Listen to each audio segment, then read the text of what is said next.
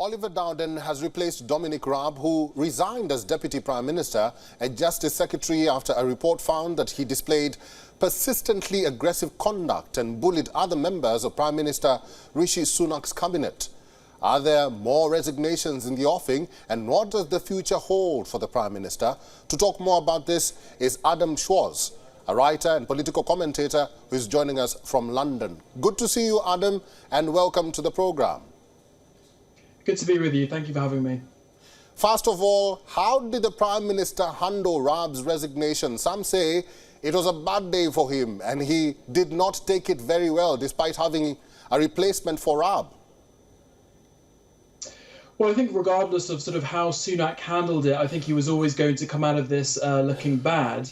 I think the reality is that we haven't actually seen very much of Rishi Sunak over the past day, other than the letter that he sent to Dominic Raab, which was published, which was generally sort of quite light on detail and quite light on tone in terms of what he was trying to indicate.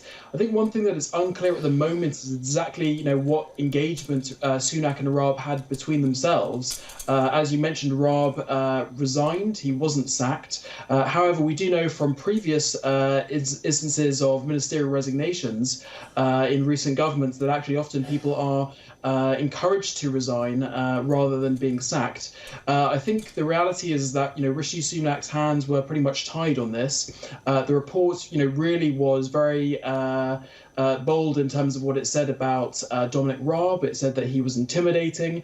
It said that he showed persistent sort of aggressive behaviour and that he had either a misuse or an abuse of power.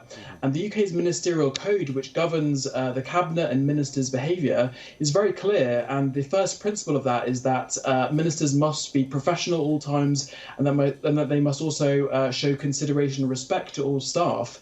So the fact that this report came out and showed that Raab was clearly in violation of these principles really didn't leave Sunak with much to do. Right. I mean, Sunak could have done something, slightly lighter, considering recent changes in the ministerial code that means that he didn't have to sack him. But the reality is that the court of public opinion in the UK has decided that, Raab really shouldn't be anywhere near government. And of course, he has finally departed. Putting aside the opinions of the public court, his resignation raised questions about Rishi Sunak's judgment. Sources say that the Prime Minister did not ask Raab to go despite bullying inquiry finding he engaged in abuse or misuse of power. How do you react to that?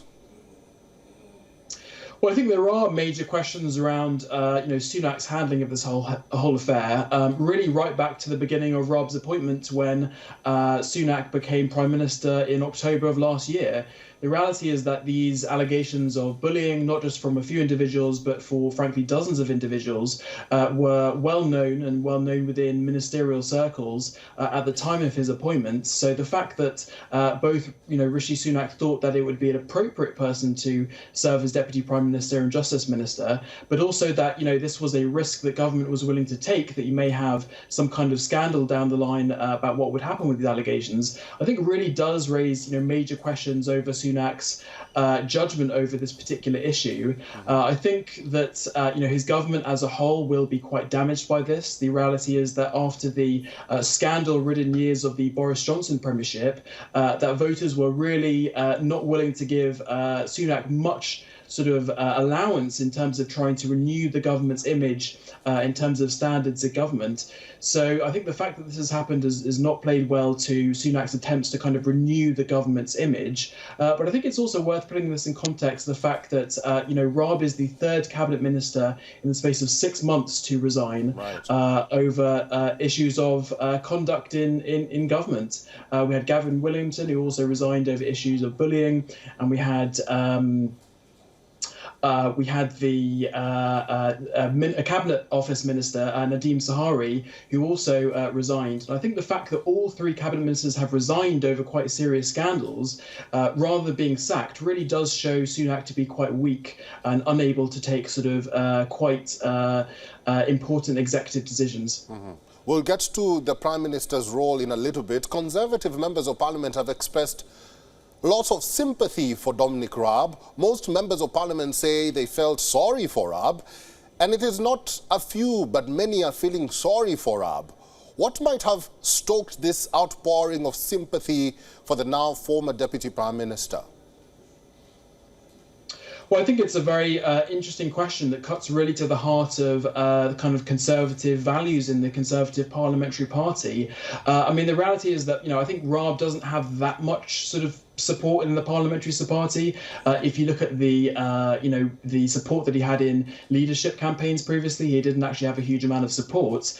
However, I think it's really a question over policy and values at the moment. I think the reality is that, what Raab has been saying since he resigned yesterday, questioning the civil service and sort of attitudes within the civil service that may be impeding government, as he claims, I think is one that really resonates with a lot of Conservative colleagues, particularly on the right of the Conservative Parliamentary Party. I think that's why a lot of people have been trying to, capitalise on this, to try to project that kind of narrative that Raab is trying to discuss, really in a kind of culture war type way.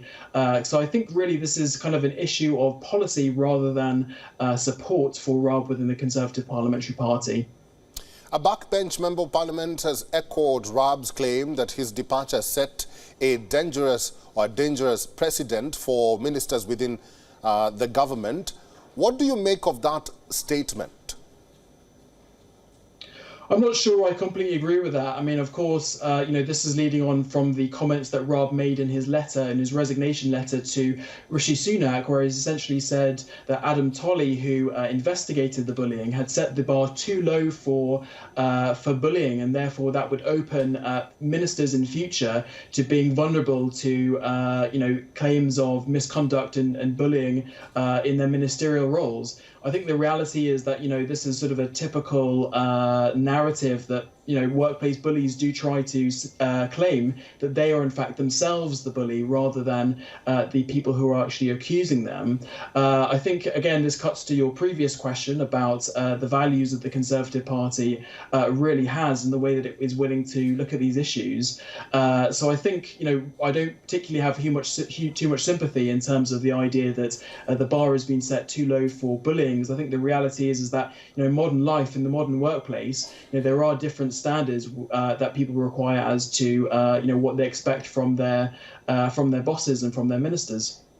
Let me take you back to the point that you made about civil servants, and Raab claims very small minority of civil servants are trying to obstruct government. What do you make of his claims, which the civil servants have vehemently dispelled? Well, I can tell you, I served in the public sector and a regulator for almost 4 years, and really I saw no evidence whatsoever myself, having worked with several different sensitive government departments, that there is any kind of, malign left-wing infiltration of the civil service that is trying to obstruct government business. I think the reality is that, what we're seeing is essentially almost a conspiracy theory by Raab to try to deflect blame, deflect attention from himself, from this quite serious scandal, in a way that tries to discredit those people that have accused him. I think the reality is that, there is no evidence for any of those claims. And really, it's also a way to try to cover up ministerial failings, of which Raab, I would say himself, has plenty across the 3 different departments in government that he's led. So I think, it's also quite important in terms of the tone that he leaves for government, that these comments don't have a worsening impact on government relations. I think civil service, ministerial relations were quite poor under Boris Johnson's premiership, and of course also Liz Truss's brief premiership as well. And they just started to get a little bit better in terms of trying to restore trust between the civil service and ministers. And I think one of the fears that I personally have is that these kind of comments do actually lead to a worsening climate of trust between ministers and the civil service, which is so important for effective policy delivery. So I think, these comments are wrong, but I also think they're quite dangerous in terms of the kind of attitudes and environment that he will leave behind in government. Finally, let's talk about this. With all these developments happening in the UK, what does it say about the future of Prime Minister Rishi Sunak? Will he survive till the next elections? How are his ratings among the Tories and Britons? Has he managed to regain trust so far? What's your point-by-point response to all of that? Well, I think that really is the crucial question here. I think the reality is that, we are seeing Dominic Raab return to the backbenches and he will become a more minor figure. So, of course, all the attention is turning to Rishi Sunak. Next month, he faces his first real electoral test with local elections across the country. And I think really the fact that this has been, again, an issue of standards in public life is not something that will really help him as he tries to secure more support in that election. I think the reality is that, in terms of voters, they don't want to be discussing standards in public life. They'd much rather be talking about the real issues which are impacting them on a day-to-day basis, including the cost of living and frontline public services, particularly the NHS and the impact of strikes across different sectors that we've had in the UK. So I think in terms of the impact it will have on voters, I would say it would have a very negative impact. I would say in terms of the impact it will have on the parliamentary party or the Conservative parliamentary party, again, I think it will be quite negative in the sense that Rishi Sunak has again failed really to show kind of decisive leadership and rather let Raab resign rather than actually to sack him as well. And of course he did that to try to sort of smooth relations with Raab and not have a more dramatic exit than he needed. But I think the reality is, as I mentioned, this is part of a pattern of behaviour by Sunak where he's really failed to take authoritative action within his party. And I think, that will have an impact when, Sunak, didn't have any kind of mandate from the Conservative membership. He only had it from the parliamentary party. So that's why I think it's so crucial that Sunak actually maintains some kind of authority over the parliamentary party. I think it's important also to look at opinion polls at the moment. Labour is continuing to lead by about 20% in the opinion polls. I think that will increasingly make Conservative members of Parliament very, very nervous in terms of, whether they will keep their seats at the next election. And I think really, if that becomes so bad, I think we potentially may see a leadership challenge towards Sunak. But I think really that would again be a disastrous state of affairs with the Conservative Party, because that would have meant they would have had their fourth different prime minister in the space of a sort of 4 or 5 year electoral cycle. So I think overall, there was really no good outcome for Sunak in terms of how this was going to resolve itself. I don't think Sunak has done a particularly brilliant job, and I don't think it will have had a positive impact in terms of support from both the public and the Conservative Parliamentary Party. Well put. Writer and political commentator Adam Schwarz, thank you very much for all your insights and for talking to WION World is One today. Good to be with you.